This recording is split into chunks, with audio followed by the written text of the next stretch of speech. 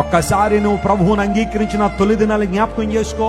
ఎంత మంచి మనసుతో దేవుని సేవించావు, మోకాళ్ళేసి గంటల సమయం ప్రార్థన చేశావు, మాదిరికరమైన జీవితం కోసం ప్రాకులాడా, లేఖనాలను పటిష్టమైన రీతిలో చదవాలని, పరిశోధనాత్మకంగా చదవాలని, దేవుని వాక్యాన్ని చక్కగా క్షుణ్ణంగా చదివేవాడు.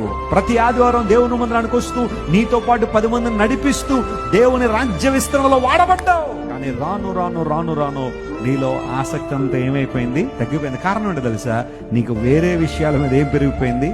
ఆసక్తి పెరిగిపోతుంది. లోక సంబంధమైన విషయాల మీద ఆసక్తి పెంచుకున్నావు, దేవుని వాక్య విరుద్ధమైన అంశాల మీద ఆసక్తి పెంచుకున్నావు. కాబట్టి నిజమైన దేవుని పట్ల తీవ్రత నీలో కనబడటం లేదు.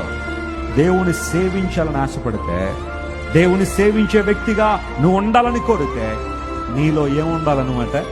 తీవ్రత ఉండాలి. నువ్వు ఎప్పుడు ప్రకాశించేవాడుగా, వెలిగేవాడుగా, మంట కలిగిన వ్యక్తిగా నువ్వు ఉండాలా. అది దేవుడు కోరుతున్నాడు.